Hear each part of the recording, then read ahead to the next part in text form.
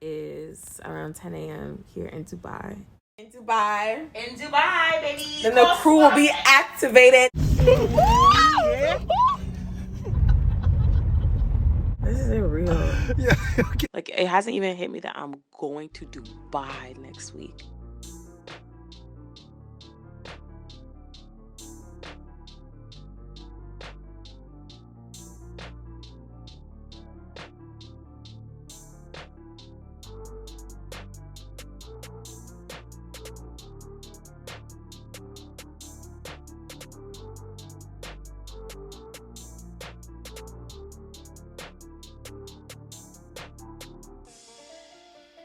Hi friends, I just came back from Dubai, UAE, and I kept on getting DMs while I was out there about what I did, how did I get there, how much did it cost, what I ate, all this great stuff. So I figured I would just put everything into a quick video and just give you guys tips and suggestions. So the main point of the video is just to give an overview. At the end, I'll give tips and suggestions. So stay tuned and thanks for watching.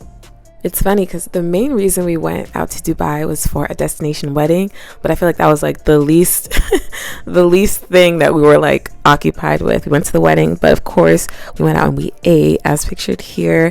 Lots of great options, lots of great food. So for example, the first place that we went to was this restaurant called Opso, which was a Greek themed restaurant. It was located in the Dubai Mall. It was facing the fountain and it was just breathtaking. Atmosphere was definitely a 10 just because of the beautiful view. I can't even describe how gorgeous it was. Service was a 9. Everybody was so helpful and gracious. Food, definitely a 9. Everything was so fresh. I never in my life think a French toast can top the one that I had in Dubai.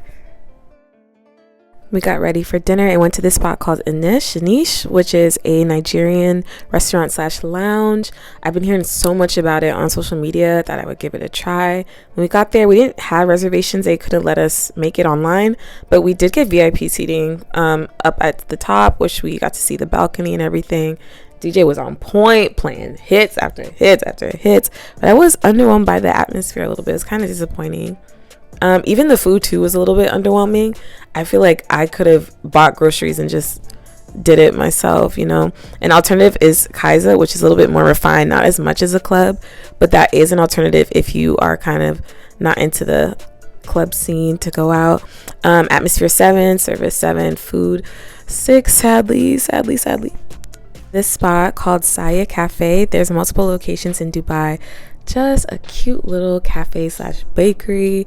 Definitely if you want to take pics, which I was not prepared for. This is definitely the type of spot that you want to go to. They do serve brunch, lunch, things like that.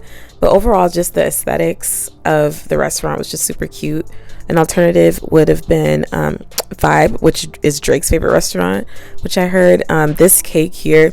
The way I searched the website to see if I could get it shipped to the US, I cannot. But I will return for it. It was just sweet. So we ordered brunch. Of course, we obviously like brunch, Americans. It was pretty good. Atmosphere was definitely great. Definitely a cute, quick meal, quick stop if you want to get brunch, if you're on the go. Definitely would recommend. Atmosphere was an 8. Service was a 9. Everyone in Dubai is super friendly when it comes to service and hospitality. And the food was a 7. Of course, I have to get into the shopping that's in Dubai.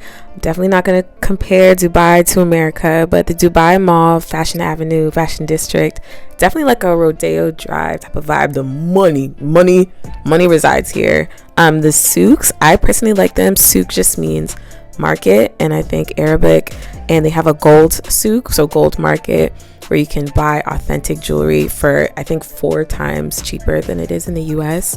Especially this store here, which is all over social media.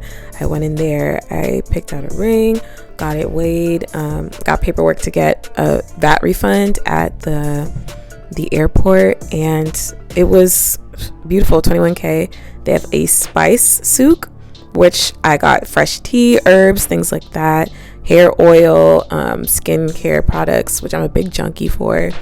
Definitely a stop if you like herbal stuff, natural stuff, vegan stuff. They have a perfume souk, best perfume I've ever smelled in the world, ever. a fabric souk where you obviously get all the dressings and traditional clothing. Definitely recommend going to the souks more than like the mall or the fashion district. Speaking of fashion, I think all of my looks in like fashion that I chose for this trip was very deliberate. I do tend to lean towards neutrals automatically, but for this trip I just kept on envisioning like the desert and all these neutral like palettes and stuff that have to do with like the desert sky and the sand. Like this look here, the set is from Nastygal. I think it was about $26. It might be on sale. Glasses were from Elisa Johnson, which is Magic Johnson's daughter. She has a sunglasses line, so that's a black owned product. They were $146, which is a lot, but I searched high and low for a dupe for these sunglasses, could not find it. So I just had to, I think they have Afterpay, so I just shelled out for it and it worked. This dress here was from Asos, about 85 USD. This was the dress that I wore to the wedding, and it was such a great statement piece. It was still like subtle and simple, but it had the exaggerated sleeves, which I loved. Beautiful coral color. Definitely plan on wearing it again somewhere. This dress here was from Rat and Boa. I see a lot of girls when they go on vacation, they get sets from this website. I did see Kim K wearing it, Jordan Woods. The price, I will say I did pay Afterpay for it. It ran me back around two something, but it was so worth it. Showstopper of a dress. Just, I think it's like my most favorite thing I've ever worn on vacation. Highlight of the trip most definitely was the activities. We were there for about 5 days, and when I tell you we didn't even get through our whole list of activity ideas and things that we wanted to do, it was just definitely a place that you have to plan out your days. Definitely a place that I have to go back to just to finish everything that I wanted to do. One activity that we did that I think is really popular on social media, but also somewhat of a hidden gem, was visiting the private zoo.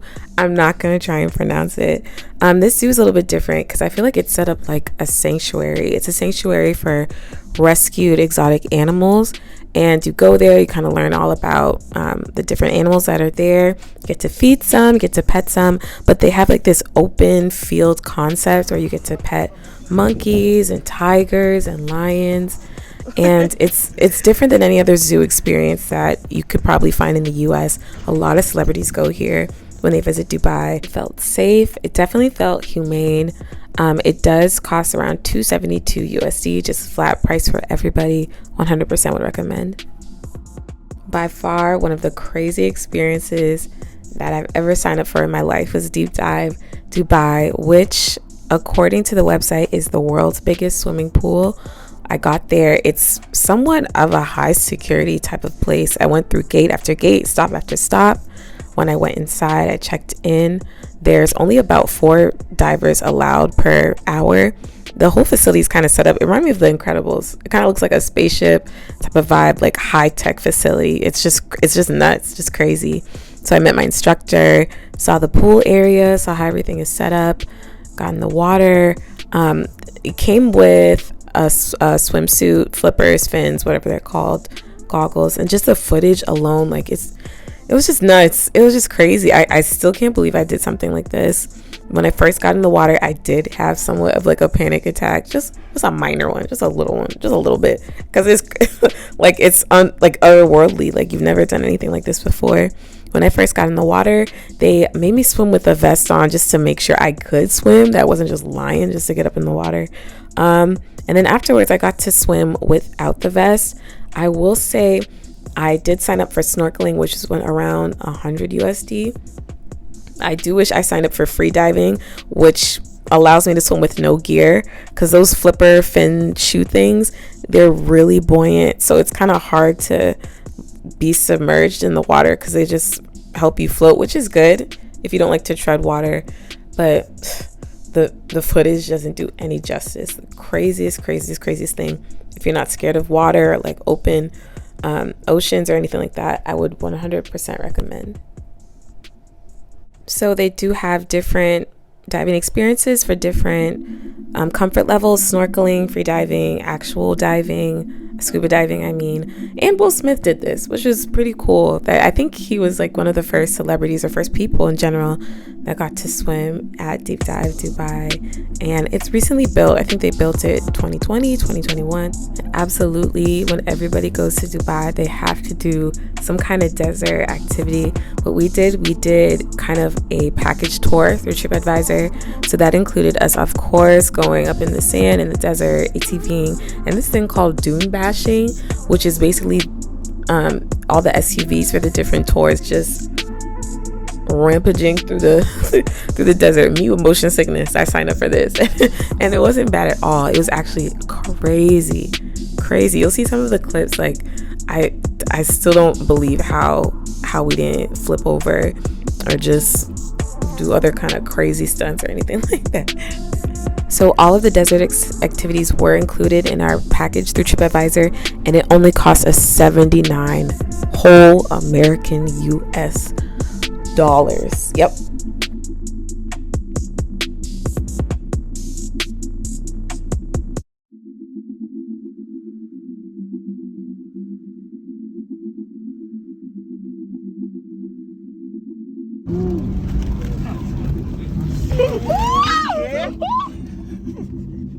Did some sandboarding, which is a lot harder on your feet than it is sitting down, of course.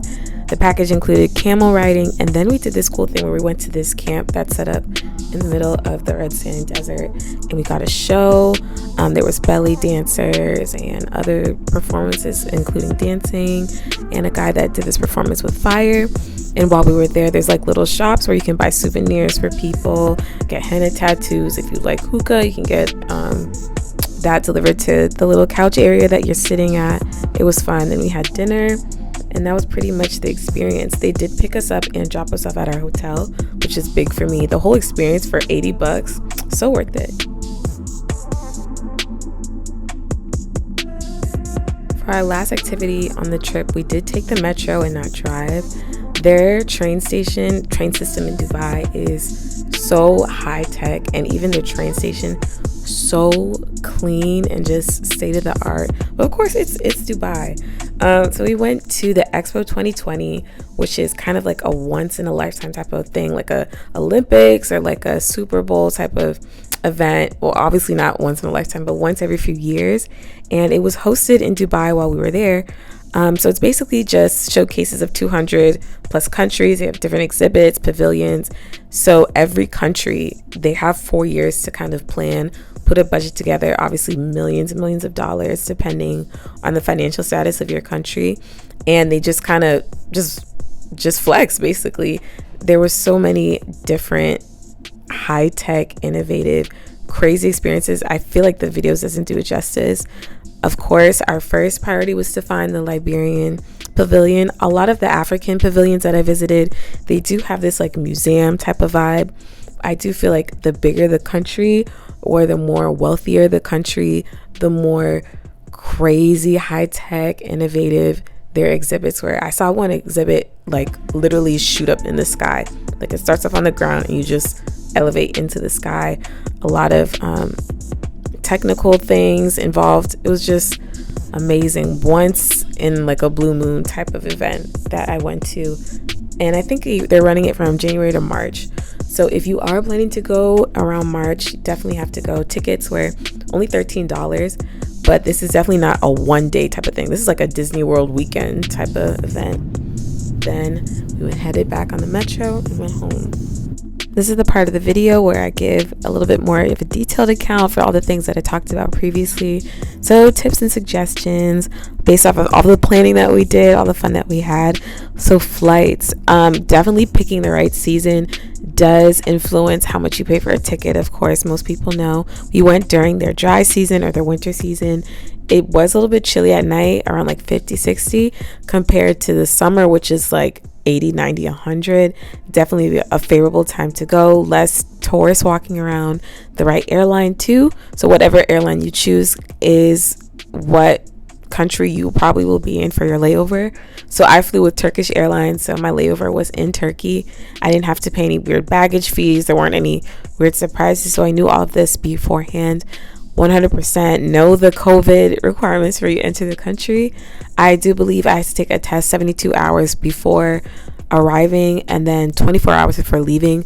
So knowing the nearest or closest COVID testing facility is vital, 100%, and knowing how much they go for, and always staying updated on the government website, the embassy website, to know what the requirements are, because they do fluctuate and change.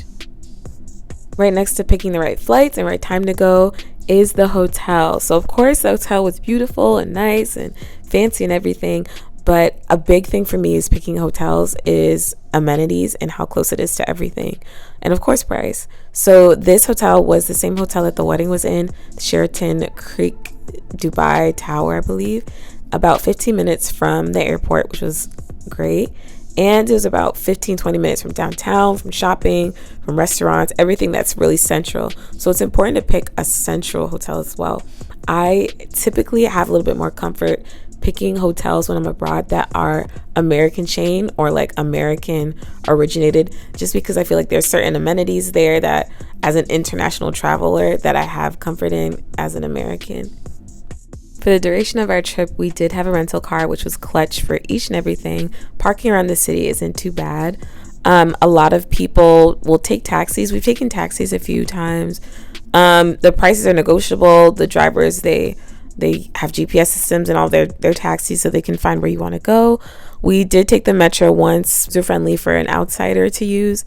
I can't really think of any other forms of transportation that we took while we were there, but definitely if you want to do things that are outside of the city, but they don't offer transportation included, I would rent a car. Money and shopping. This is the subject that I got the most DMs and questions about. So upon arrival, I did get to the airport with US dollars. I did exchange at the airport. So what I've heard or what I've read or what I've been told is the exchange rate changes daily.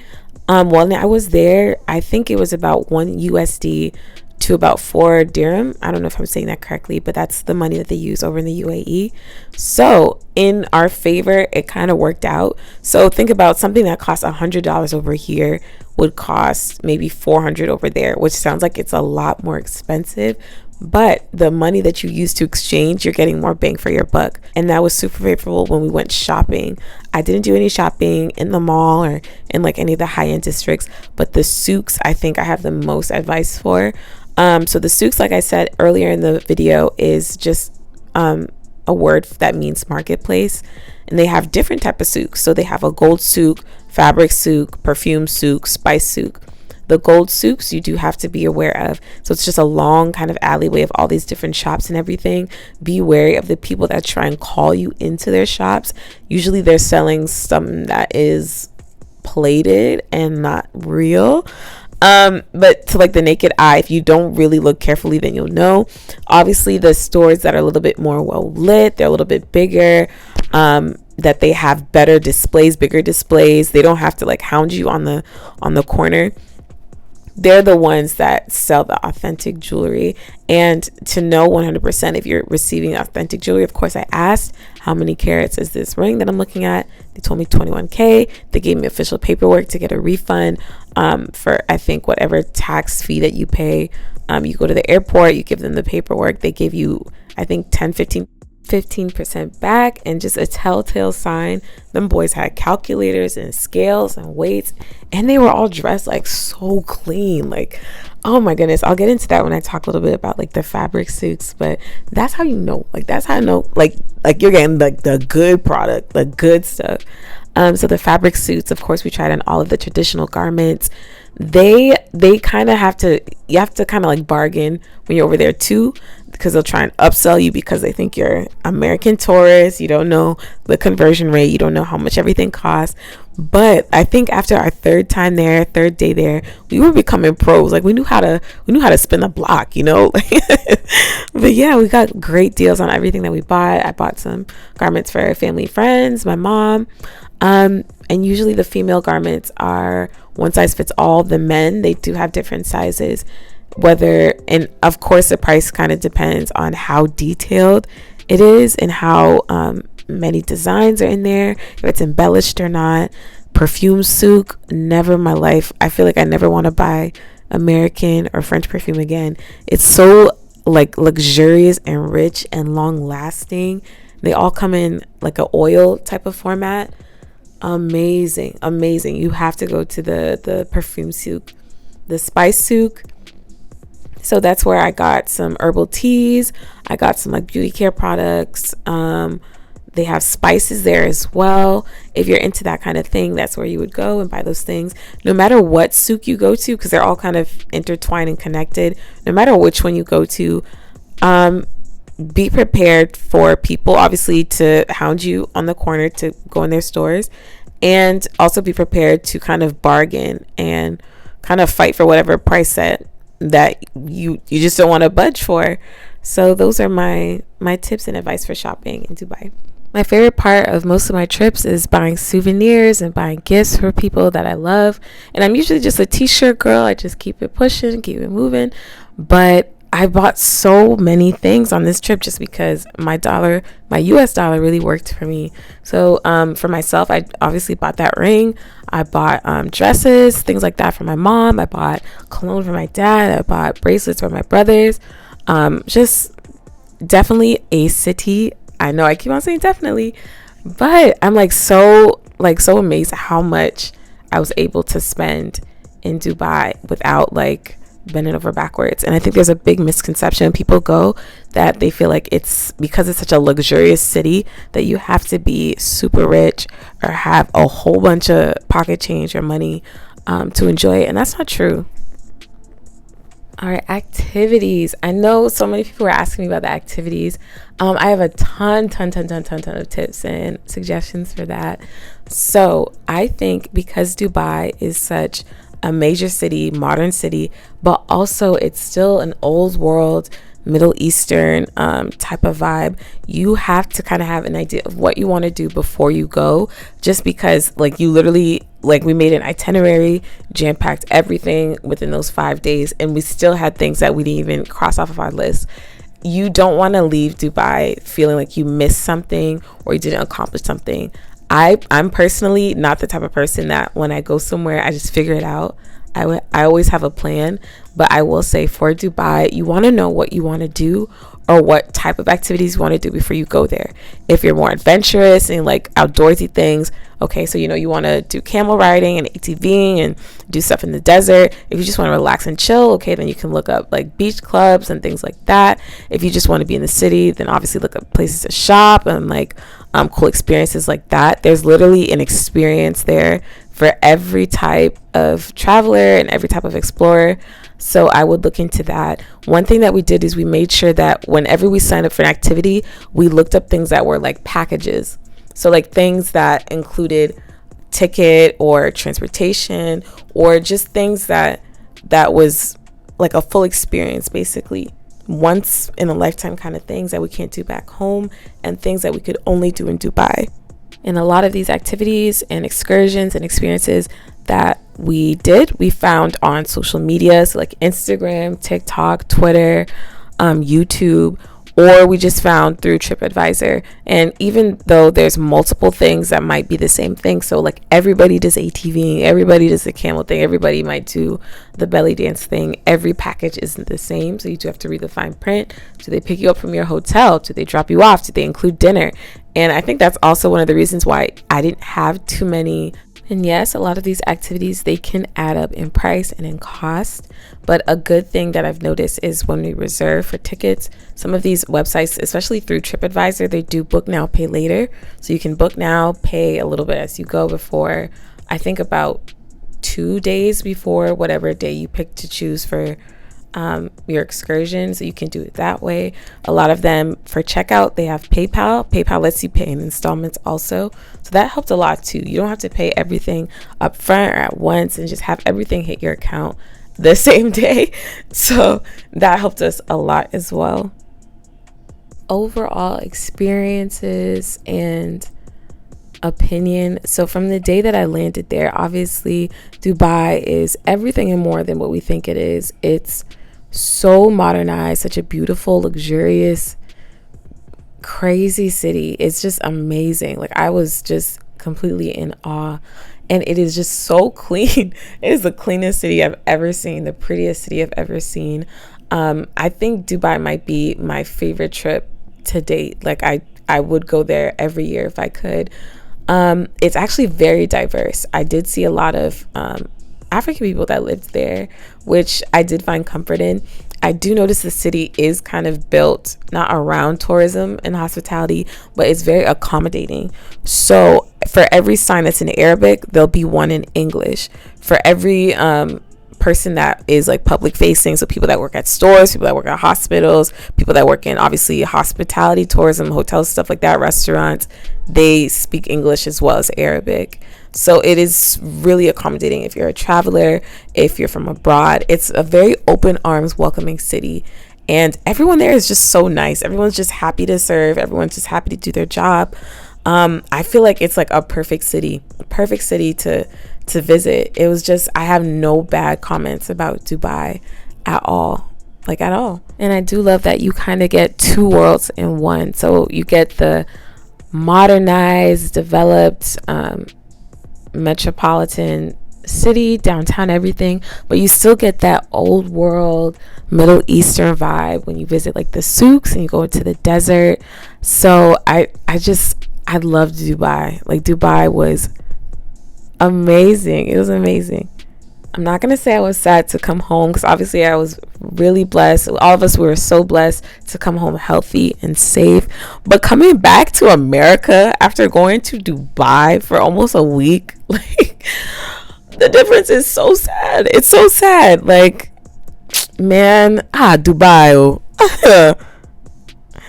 The last note that I'll make as far as cultural experiences and highlights is, do not let fear keep you from visiting Dubai. So when we were planning our trip to Dubai, I was super analytical, analyzing every single government website, every article and everything about visiting this country, just because I thought that we would get in trouble or just get fined or just not be aware of some kind of rule that they have or some kind of law that they have. And we just had this notion that they were very strict out there, that they might have like a police enforcement presence that's just like really intense. And when we got there, everybody was kind of relaxed. It's kind of just stay out of trouble, just like anywhere else. Everybody was pretty relaxed. Everyone kind of went along with the flow of how you know they live in Dubai.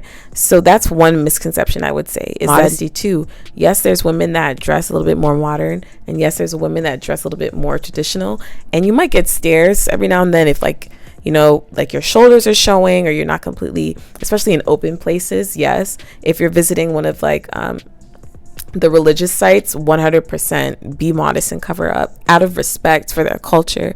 But culturally, there isn't this overcast of I'm a Westerner, I'm from the Western side of the world, I'm gonna slip up, get in trouble, break the law, be stuck here, locked up and abroad. That wasn't the case at all. I felt very welcomed and very safe there.